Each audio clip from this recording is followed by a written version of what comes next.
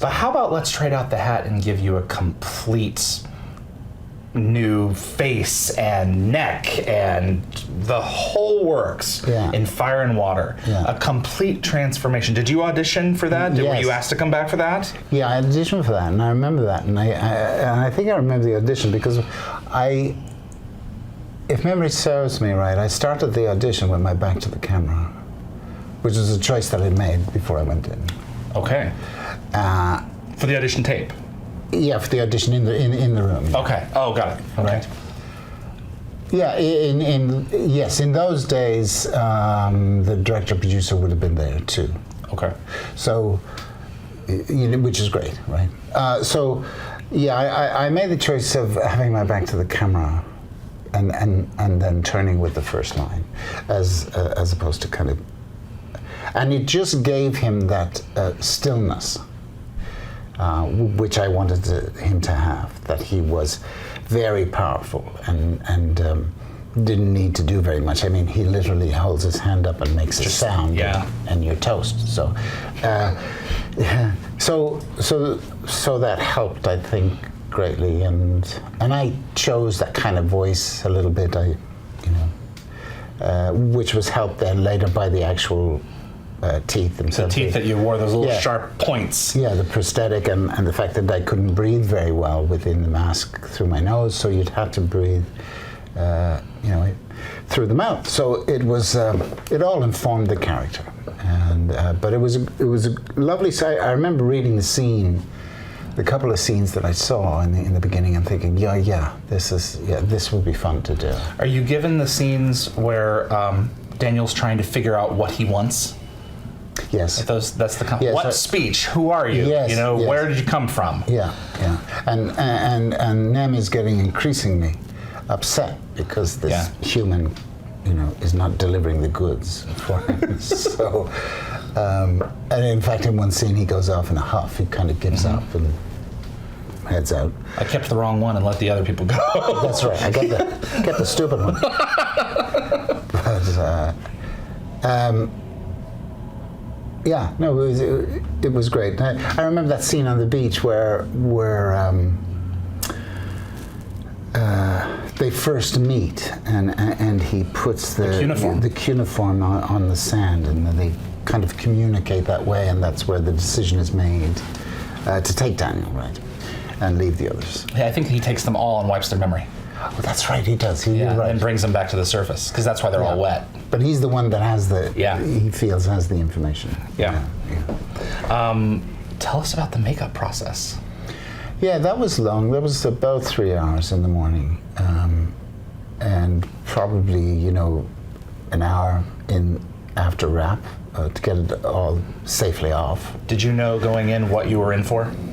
No, you never really know. No, you don't. You can't know because you just no idea really. It's going to be a prosthetic, but and part of the process of that, of course, is the work that has to be done before, where you go to the studio and they put you in a full face mask, which takes a degree of calmness because it's like being entombed. So you kind of have to get into the headspace to do that, and I remember doing I think that was the first full face prosthetic I'd done. So it was quite an experience, and then that's probably the most difficult part for the actor, I think, is having those molds made, and I've had full body ones done, which is just. Talk about being entombed. Yes, it really is kind of something, and you've got to find it in yourself to just chill, because it has to set to a certain level before they can successfully make mold. So, but I remember doing that, and then on a daily basis, you were probably 3 hours in the chair, I think, every morning, while these wonderful artists worked on the mask. So it wasn't just the mask, but then it was the very delicate painting and highlighting that went on, because it was a new mask every day. Well, fresh mask. Wow! Now a whole series of them. Yeah, because they had to cut you out, at the end of the day, you had to be cut out. So they would put, all the masks were made, and then they would be the detail would be put in the course of the day, even just like they would to your normal makeup if you had no prosthetic. They were always coming and touching it with a little bit of color here, a little bit of shine or something like that, whatever effect they were looking for on the mask. So that was really interesting, and although by the end of the day, by the end of a 12 or 15-hour day of that, where you've had people touching you constantly all day, because they're touching you up. They're touching the what do they call them? The lenses, the contact lenses, which I'd never had because I didn't even have to wear glasses back then. So it was having contact lenses, put in every morning was a huge deal, because you just weren't used to it. And then they would do that, of course, several times a day. They'd take them in and out to let your eyes rest and so on. So it was gloves as well. The gloves, both your hands. You can't even touch yourself. That's right. It was gloves. So and unfortunately, you're not really a fish, so you can't just go into the ocean. So certain functions need to be accounted for. Oh my God! I didn't even think of this. Oh man! Oh yeah. So you've got to get and you can't take them off yourselves. Oh yeah. Right. So you need help. So people have to help you get in and out of it all the time. Eating was a problem too, because you had. Could the teeth come out during lunch? Yes, the teeth would come out. But the mask stays on. But you had to be careful with the mask. You couldn't just have burgers or whatever. That wasn't going to work. So you kind of ate very daintily, just to keep the mask safe. So it would last for the whole day. They were long days. They were hard days in that you're in this mask for all of those hours, and they were long days as I remember it. Mm-hmm.